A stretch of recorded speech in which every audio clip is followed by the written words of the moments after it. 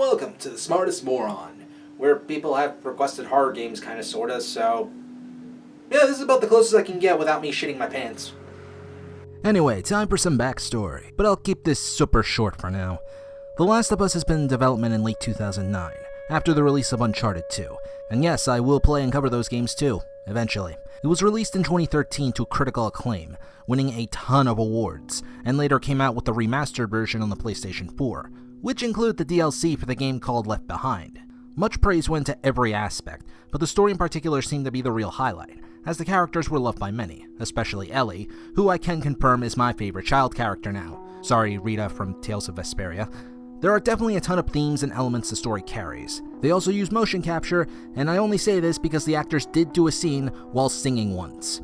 That was actually kinda awesome, and they deserve an award for not cracking up during the entire thing. And then there's the way this world came to be thanks to an advanced form of cordyceps. Now, this thing in the real world only affects bugs, so no worries about it turning into one of those ugly bastards. For now anyway, who knows what evil science will create. But seriously, it's an interesting concept and well timed since the zombie craze thanks to media like The Walking Dead kept sweeping up the country. And because of all this stuff, it's made me freaking hate mushroom pizza. Well, technically I've always hated it, but now I know. The story was also expanded upon with a comic book, but honestly, the summary I obtained there is nothing really interesting that wasn't explained in the game, so that can be skipped, especially because of the DLC. There is also One Night Live, a musical oddly enough, but I don't know if it's canon as it's meant to serve as an alternate take on the game's ending. Still, at least that felt conclusive, so I recommend seeing that if you'd rather have another conclusion over The Last of Us 2. I don't really mind these expansions compared to, say, Square Enix did to Final Fantasy 13 and 15, because I feel I know enough about these characters with just one game. I'd talk more, but honestly, I think it's better if we just dive right into it. So without further ado, let's dive into The Last of Us. And I am once again just lacking a physical copy, which, funny thing, there's actually stories of this. See, I got a $1 Amazon credit thanks to my whole Prime thing or whatever, so I decided to just buy it, The Last of Us digitally from there. Unfortunately, by the time I bought it, and the next week after that, it went on sale for $8 compared to the $19 I spent on it. Life is funny sometimes, and enraging all the other times. Take a breath. Who's dead?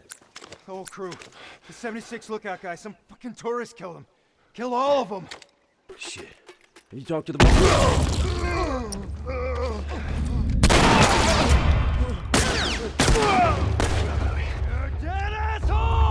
The Last of Us is a third-person shooter with puzzle-solving elements, with a focus also on the scarcity of resources and ammo to create more dread, trying to make every shot count in the game. Rarely did such challenge actually come, though, unless a level provided enough challenge and took away those resources. You're likely going to be hoarding stuff, especially when you're trying to be stealthy and not alert the enemy, as they are very reactive to sound, and some like the clickers and bloaters can instantly kill you. It should be noted that while the death animation for a clicker is a bite, you only need one bite to be infected and later turn into one of these people, and since there ain't no cure yet, well, you might as well be dead. That said, the game still requires you to carefully use your ammo in certain spots, as it can be very easy to get overwhelmed and get yourself killed when you make too much noise, and the enemies just pile up. The weapon variety is decent for the most part, but you can only have a certain number of weapons and such at your side to pull out in a hurry. Otherwise, you gotta dig into your backpack for something with more ammo, and doing that in the middle of a fight is probably the worst thing you could possibly do. The game doesn't pause when switching weapons or creating more bombs, so a safe spot is a priority when you're low on that stuff. And thankfully, you can upgrade your guns at the workbench with gained scrap from the area. The bow is easily one of the best weapons, though, due to stealth reasons, and you can occasionally get back arrows if they don't break. Also, as a side, does anyone know when the hell the bow started to become popular? I don't know, it's just been more and more used lately. Exploration is encouraged, thankfully, and sometimes even worth expending resources to take down really tough enemies, or bypassing some until you make a loud noise that screws everything up. Crafting, though, can consume similar resources from other items, so the occasional debate must come where you must decide between a medkit or some kind of bomb. At least it would, but on normal, I didn't have this problem too often unless the game put me into a situation with a lack of resources, like when controlling Ellie. Shivs are perhaps the most important item though, and always my priority, as they are helpful in getting out instant death situations, unlocking doors, and necessary to take out these enemies when stealthing around the area. Although, don't try this with bloaters. Melee weapons are also really cool too, and while they do break easily in some cases, they can later be modded to have instant kill elements to them that can help save your life. Plus, it's just satisfying to nail that final hit and smash their head in. You can also upgrade some of Joel's natural skills like reduce weapon sway or using the shiv in a defensive way, or even more health using bills.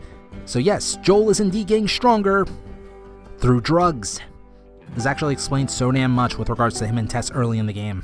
Winners don't use drugs, except steroids, in which case, use lots of drugs. Sadly, these upgrades do not transfer to Ellie, making her parts of the game the hardest, especially due to her lack of a good arsenal at times. Speaking of which, there are more differences between controlling both characters. Joel is pretty standard character material with no real weaknesses, but Ellie has no need for a shiv due to her knife. But she can't fight back against clickers that come close. She's also physically weaker than her targets, and even while in stealth, she can be a bit wild and give her position away fairly easily. These elements, along with some of Joel's brutality, also help show the great presentation of the game, giving emotion to these kills and the environment. Even getting staggered helped sell the idea of, "Do not stay here, dumbass." I'd say something about the puzzles, but honestly, they're pretty simple to figure out. Just get the thing to make a bridge, push a button, go to another area and try to survive, etc. Nothing really special there. The darkness though in some areas kinda reminded me of what Final Fantasy 15 did, and I still don't quite like it. And really, it's just a matter of lighting in certain areas and scenes where I can't see a damn thing despite story events happening. The only reason I like it here more is because this game is trying to be part horror as well, and that actually works compared to the game where I have 100 potions on standby. Plus it's necessary for stealthy situations too, and they are mostly fine, especially since you have an ability to listen if enemies are nearby, which is probably the most useful ability for a game like this, and one of the most broken. However, I always felt if you screwed up stealth sections, you were just screwed when dealing with the infected in a passive way. They always know your position, and going back into hiding felt impossible. Human enemies were easier to trick though, given the bottles all around them. That and their dumb AI. There was one exception I felt, and that was in the sewers, where the infected just ran around, never quite got near me. On the one hand, this helped show how scary they were, seeing the same ones run over certain sections of the area, hardly knowing where they will go. And then you realize how hilarious this is, as they rarely ever approached me unless I kept walking. There was also the rare occurrence that the controls simply just did not work, like trying to grab or ambush a foe, and then they would get a free hit to kill me. Hell, sometimes enemies will appear from nowhere despite me checking every corner of the area. Well, because of that, I am actually interested in seeing Majima in the Last of Us universe. Just play Yakuza Kiwami if you want to understand that reference. The stupidity with the AI doesn't end there. For example, when playing as Ellie, I was able to create a corpse area using the bow and arrow to lure everyone there. You'd think those enemies would run away from such a sight, but nope. By all means, keep contributing to the corpse pile. It makes this section a hell of a lot easier. Ally AI isn't much better, and I have hung back in some fights to see what they will do, which is mostly run around unless they need my help. At least they aren't the reason for me getting caught all the time, as sometimes enemies will just ignore them. I understand how people want that extra layer, but honestly, unless they adjusted the AI too to be better, that would have made the game unbearable to play. The last thing I need is some idiot breaking something and ruining my entire plan. I do that well enough on my own, thank you. As for the DLC attached to the PS4 version, Left Behind, that contains a story scenario where Ellie has to help Joel recover from being injured, but must go through a mall with the infected and more goons with guns. This DLC is actually harder than some of the story areas, especially when Ellie doesn't decide, oh, I can use one of Joel's guns, now I'll just use what I have on myself. That said, it did bring the one thing I felt this game was missing: the infected enemies versus enemy survivors. That was fun to toy around with, even if brief, and see the two forces battle the hell out of each other. However, during all of this, there's another story added between Ellie and Riley that does have certain game mechanics changed up, like adding a water gun fight or just interacting with objects. If you only have the PS4 version, I can't really recommend it even with the story editions, but if you get the game on PS4, might as well give it a try, especially if you like Ellie. Plus my copy already came with it, so that helped. There is multiplayer and I hear it's pretty damn good. Unfortunately, I'm not playing it, because I'm not buying PS Plus. Now, if I was doing this for a website or being paid to do it, like say Operation Rainfall, well, I'd have no choice but to cover it. But considering this channel's focus on story elements, I don't see any warrant to talk about it. There are other extras besides the DLC too. There are in-game achievements of sorts that give you cash, but you can't really use it during the game. And actually, you use this in order to buy stuff from a shop, such as character skins and other stuff. However, not everything can be unlocked unless you beat the game on certain difficulties. All of this combined with me feeling like the very last level wasn't really all that difficult, I highly recommend playing this on a harder difficulty than normal. Normal did make me feel tense a lot of the time, don't get me wrong on that part, but those last few bits just didn't hold up as well in terms of gameplay. Then I may have overpowered a certain weapon. Well, if I had one that works, which I sure as hell don't, what makes you think I'd just give it to you? Huh? Yeah, sure, Joel, go ahead. Take my card. Take all my food, too, while you're at it. By the looks of it, you could lose some of that food. You listen to me, you little shit. No, fuck you! You handcuffed me! I need you to shut up. All right?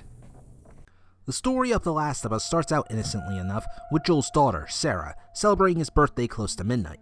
However, as you expect from this sweet moment, and given that this is partly a horror game, things immediately go downhill, as it's slowly revealed that the infected are rising and, well, causing a lot of havoc. Naturally, when you have so many people panicking, things go from bad to worse, to even more worse, to Joel basically losing his daughter. Well, that's a downer. It's truly a heart-wrenching scene, seeing a guy lose his daughter and seeing a little kid just die like that. So you know, of course, I gotta fuck it up somehow. Oh, birthday is a doodly-doo, a ding-dong, doodly-doodly-ding-dong-doo. A birthday, how do you do? Open presents, cake is too. A good... But we cut to several years later, with Joel now much older and harsher, working alongside his partner, Tess, to try and get their guns back after some bad dealings went down. It's through these mandatory walking scenes that everyone loves so much that, okay, mini rant is being put in here. I am sick and tired of the walking sections, which have become unskippable cutscenes. Now, for chases, I don't mind since there's a goal of avoiding danger, and it's still tied to the gameplay. Just slowly walking around, even with genuinely good dialogue, got a bit tiring and takes me out of the action. It just makes me wonder how much time could have been shaved off the game to quicken the pace. I say this because some levels in the game are already pretty damn long. And look, do not take that as me hating the game. I still love it, and some of these sections are actually fairly good in describing the world. It's just that I wish there was a better way of getting this message across. Anyway, we learn that the last remnants in the military are basically keeping things in check to prevent there being more infected. To no one's surprise, there's a group called the Fireflies that oppose their strict rulings and are actively searching for a cure. It's only after Joel and Tess hunt down and kill the man they were after do they eventually find one of the Fireflies, and must escort Ellie to one of the Firefly bases so they can create a cure, as she is immune to the infection. Naturally, they are skeptical without much proof, but since we need to keep the plot going, they accept. Now, Joel is not too keen on Ellie at first, not only because of having a huge job like this put on him so suddenly, but the fact that a kid like her might only slow them down, which is not helped when Tess later dies in the game just to buy them some time, and got infected as well. A shame too, I actually really liked her. Look, I have a thing for tough women, okay? From here, it's them trying to bond, or at least Ellie at first due to the huge gap between them, while surviving against some of the scummiest of the scum in this world. You try saying that 5 times fast, along with the infected. Although surprisingly, not against the government of this world apart from the beginning section. The story is a journey made up of circumstances Joel and Ellie are constantly thrown into, such as trying to get a car from someone who really hates Joel's guts, and of course going through hell against some raiders. These don't sound like powerful stories to go along with the plot, but they are amplified with the good acting and certain bits of character development.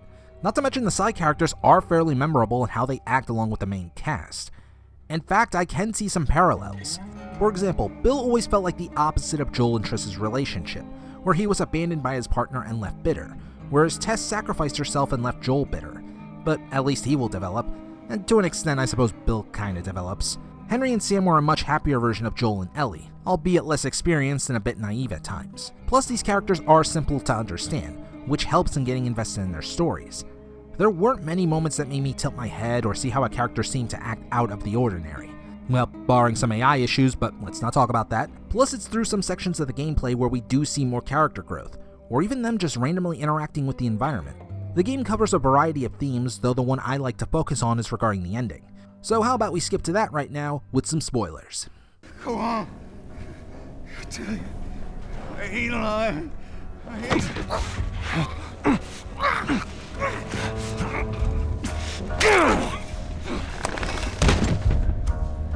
Fuck you, man. He told you what you wanted. I ain't telling you shit. That's all right. I believe him. No, wait! Since there's no end-all antagonist like in other games, and I think the world itself might as well be the main villain, let's limit this discussion to just Joel and Ellie. Now in the climax of the game, Joel takes Ellie away since if she does get operated on to find that cure, she will die, and Ellie remains one of the only good things in this world. Sure, he did make up with his brother earlier in the game and was promised a home, but think back to what the death of Sarah did to Joel, and how the toxic relationship between him and his brother actually formed. With Ellie gone, I don't think he would be a sane person. That's arguing if he was sane to begin with. Both of them are taking away Ellie's own choice in the matter for their own selfish reasons. Sure, in tapes we see how hard it was for Marlene to make the choice, but in the end she said she's tired of this world, tired of being fearful and shot. Both were selfish in their own right, and at best you can say that Marlene's decision might have helped in reversing the shitstorm this world is in. Joel, well, I think Tess said it best at the beginning of the game. Really? Guess what? We're shitty people, Joel. It's been that way for a long time. No, we are survivors. This is our chance. It is over, Tess! Now there are arguments to make for Joel being a good person, and I do acknowledge those. It's what separates him from those cannibals and that sicko that creeped on Ellie. But really think about it, Joel has been mostly selfish throughout the entire game, held back only when his conscience rarely kicks in, or by Ellie. He nearly shot Henry for leaving them to die is one example, or when he wants his brother to take Ellie to the Fireflies, and even after seeing him get chewed up by his wife due to her worry, he only changes his mind thanks to Ellie. And it's all because he couldn't quite get over the grief of losing his daughter and sees Ellie as a new daughter later in the game. Ellie was the one to basically give him back his humanity, but he was just as willing to discard it when dealing with others. We see that in how he tortures the cannibals and brutally kills them, or in how in the beginning he and Tess were more than willing to injure and kill someone, or even at the very beginning of the game when he refused to help some people trying to get away from the infected just to make sure his own daughter was safe. And in some of those circumstances, it wasn't a matter of just his own survival, he was worried about Ellie as well. He makes the irrational choice and even kind of explains himself at the end of the game, talking about a purpose in life. Admittedly, you can argue he took away Ellie's purpose, but he also gave her a chance to find that for herself at least. So when this ending happened, you ask yourself a few things. Just how far are you willing to go to save someone you care about? Do you trust yourself to be rational? And honestly, I likely would have done the same thing as Joel. Granted, I don't think he would set the doctors on fire, like I did. And this, my friends, is what happens when I don't get years of therapy. Burn them all to the ground, I say. But yeah, that's the gist of Joel's character. He's morally ambiguous at best, and there is a good heart in there. But anyone who gets in the way of that heart is going to die in a pool of their own blood. Not to mention, you as the player hardly have a choice in what he does. You want to be the one to make sure Ellie dies for the sake of the world? Then put down the controller and turn off the game. Because that is the closest bit of control you are ever going to get. As for Ellie, well, she is different from Joel, usually more in the morally good status, but also a bit rebellious against the other adults, even being a bit of a smartass. Yet it was this combined with her unwillingness to be some damsel in distress, and instead become a ruthless fighter who can hold her own, that really drew me to the character. Nobody likes escort missions, and Ellie makes sure to hold her own well enough. Even without a gun, she still contributes by throwing bottles at enemies. She probably has one of the few fights I would consider a boss battle, where she must rely on stealth to defeat David. This is especially important due to her low fighting power, lacking a gun, and there is glass on the ground so he will know where Ellie is. Oddly enough, this was one of the few fights I could get away with going back into stealth mode.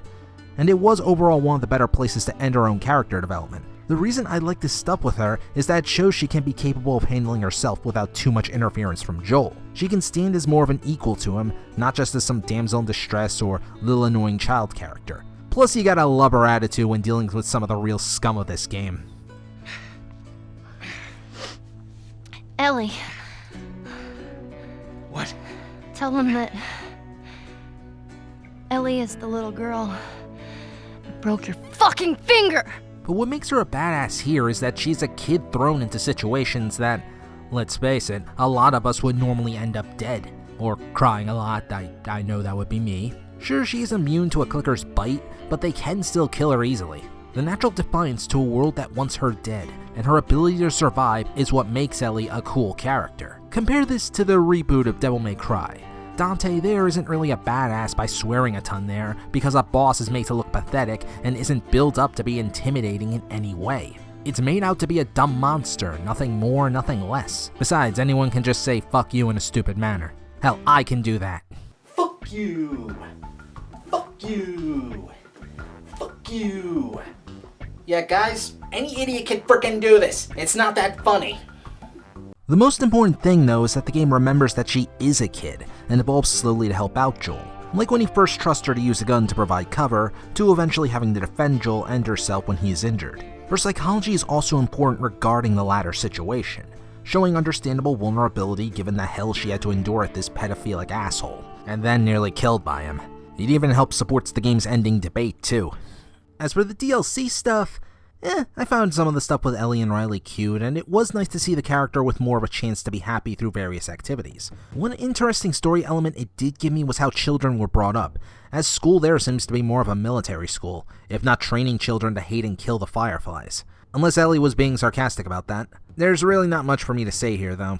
And if people want me to bring up the fact that the character is gay, I don't know what to say when it comes to gay characters. I rarely if ever see them fairly sane. Plus, I am really bad at reading and analyzing that kind of stuff. Apparently Bill was gay too, and I completely missed that. That said, I do like having positive gay characters, as I do feel that's a field that could use more expanding on. Especially if my knowledge is this limited. But yeah, overall it's not over the top, handled well, and I like it. Now with all of that out of the way, there is one side I don't sympathize well with at all. The Fireflies. Now Marlene is the exception, as it's clear she is just sick and tired of living in this world. Her words to Joel are pretty damn accurate, as Ellie was nearly killed and raped. Her mishandling the situation also kind of feels in character as well, but the Fireflies themselves are seen more as trigger-happy jackasses. Seriously, pay attention to this guard escorting Joel out. If they were actually more sympathetic or lied to him or even restrained the guy at least and took him somewhere else, they could have easily avoided this mess. Now, they originally wanted to kill the guy, but Marlene stopped that, but it also goes to show just how incompetent they really were. If the intent was to make them sympathetic for the rational decision, that part kind of failed. I mean, the message still works unlike in Enslaved, don't get me wrong, and I enjoyed myself. It's just amazing how avoidable this mess could have been. How the hell would he even walk around with that thing? Get rid of that. Look, hold your horses. I want to see what all the fuss is about. Oh, why are these all stuck together? I'm just fucking with you. Bye-bye, dude. So overall, how does The Last of Us manage to? It's good. It's really, really damn good. What else did you expect from me? I really have nothing new to say that anyone else hasn't said. The PS4 version is definitely a good buy, and everything about the game works, barring the rare issue or two and the dumb AI at times. That said, I don't think it's a 10 out of 10 game, as there were parts that did hold back the experience for me. You can argue that me playing on normal did this, but I played Spec Ops: The Line on normal and had a fun time. There's really no excuse as to why this game can't provide something similar to that experience. That's not to diminish the story though, the game's absolute best point. The unskippable walking sections though did annoy me, and despite a rough beginning, things were tense at times, and it was easy to understand the two protagonists. And much like Spec Ops: The Line, it too got me thinking about a lot of stuff that happened in this game. And hey, the characters are a huge edge over Spec Ops, so I'll give credit there. Ellie certainly became my favorite child character in gaming. Here's hoping the sequel can do the game justice. I was actually surprised I was going to continue the story of Ellie, rather than start fresh with new characters to explore more of the world. But given the level of care put into this game, I'm sure Naughty Dog will succeed. Well, provided this goddamn Cheeto doesn't get us all killed and create his own goddamn apocalypse. I'm the Smartest Moron, and we'll be diving back into RPGs really damn soon. As we review, well, I think you guys can pretty much guess given what I hit myself on the head with those months ago, but until then, go get some sleep.